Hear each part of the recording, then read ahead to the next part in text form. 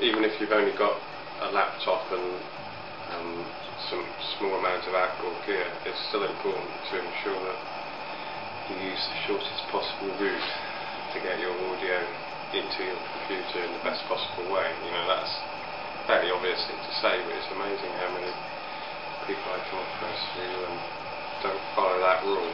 So really, that's, you know, if you can reduce the amount of interfaces and still do what you need to do, that's numero uno. Having come from hip hop and DJing culture, the idea that you can get everything you need from a SL1200 and then put that into a mixer and then have that going into another bit of gear and then into something else. Each stage that signal goes through tends to degrade it somewhat, and so it's good to keep those stages down to the minimum.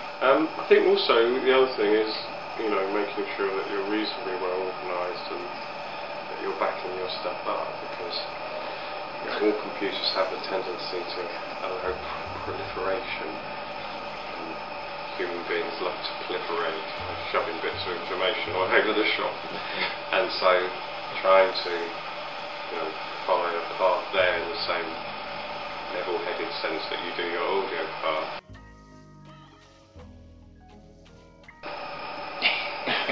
Don't bother.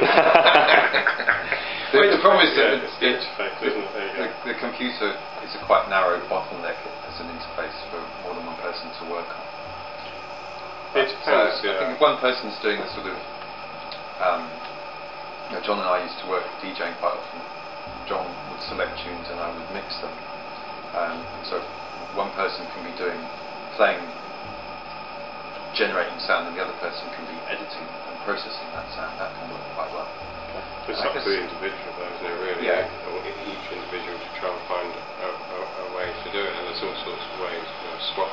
The ability to be able to swap information now is much, much greater. So, you know, use Ableton Live, load it with a bunch of samples, do some work on it, and then you can pass that sample to somebody else who's got Ableton Live, and you know, you can work that way. But it is unless you've got a band, it's problematic having the one laptop or the one computer interface. But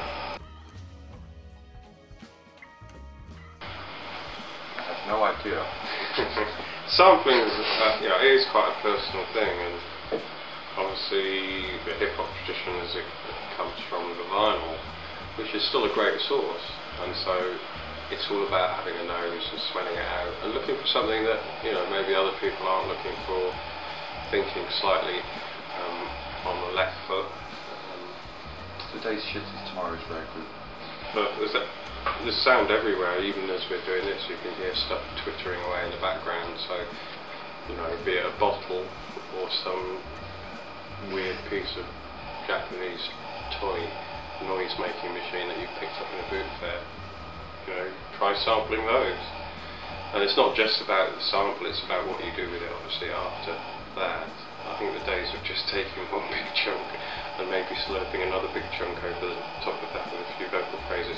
It's not quite over, because there's still room for one of those, but you have to work it a lot harder.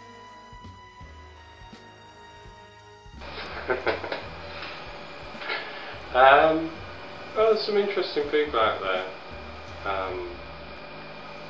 still doing it. Us, you know, Kruder and Dorfmeister, when they do get together, particularly for DJing. Yeah, the whole sort of dubstep genre is really exciting at the moment, though, you know, it's prone to anything like that where there's a sudden burst of a new sound, a new take or a new twist. Yeah, there's a lot of generic stuff comes along, but within it there's some amazing sampling and sonic experimentation. And it reminds me of the attitude of the old days of hardcore and early jungle and all the rest of it, where it was more about having fun and going, boy, you know, that'll French a few heads, than it was about trying to make a hit record. And I think that's exciting, that we've got that vibe back again.